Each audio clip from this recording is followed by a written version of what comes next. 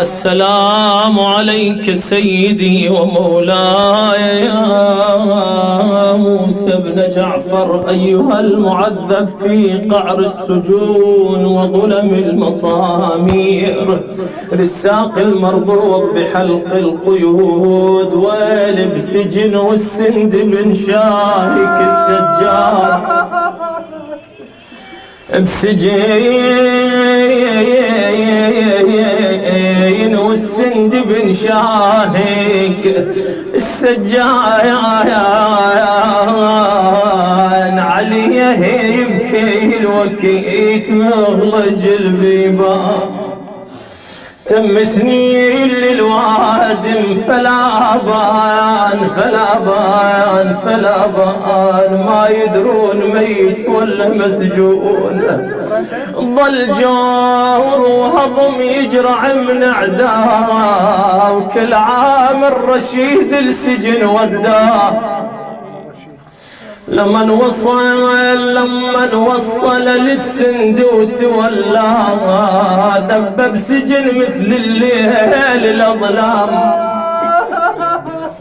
عانى الإمام أيها الموالون في حبس السند أشد الآلام ولذا، وكان إذا ضاق نفس الإمام لضيق الطامور يأتي إلى بابها، وكان فيها فتحة ليستنشق الهواء منها، فإذا رآه السندي آجركم الله لطم الإمام على وجهه وأرجعه إلى داخل الطامور، في أي كف يلطم الرجس وجهه، في أي كف يلطم الرجس وجهه، وما هي إلا فرع لطمة فاطمة. يقول هنا عاد جاء إليه ابن سويد رحمة الله عليه، يقول كتب إليه الإمام بعد ما أجابه عن مسائله أني أنعى إليك نفسي في ليالي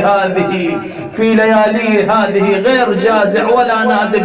شقد بقينا احنا اختنقنا من الهوى منصح، الله يساعد إمامنا.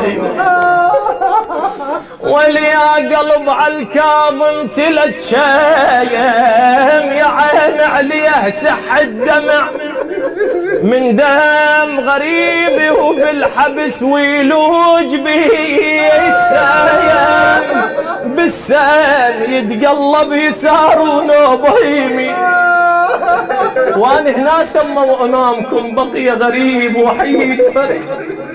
يا هاشم لا حلة بعيونكم نوم، يحق لعتب عليكم واكثر اللوم، من بغداد ما وصلتكم علوم، تخبركم الكاظم راح مسموم مسموم مسموم مسموم. بيت الدعاء اقول وانساب وانصاب، يحق للبس سواد الهدم وانصاب على اللي بالسجن سموه، وانصاب نسيل بدم دموع العين، وانصاب على الكاظم يا ويل بهالمسيه يا اي على الكاظم يا ويل بها. الله الله يسمعك اي المسيه. السلام عليك سيدي يا موسى بن جعفر أيها المعذب في قعر السجون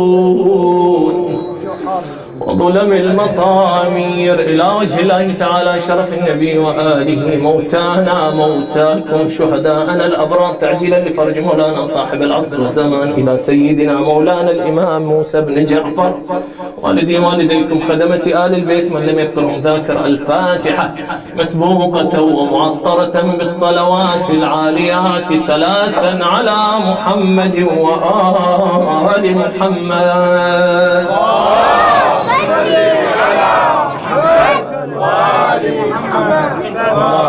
صل على محمد وعلى محمد.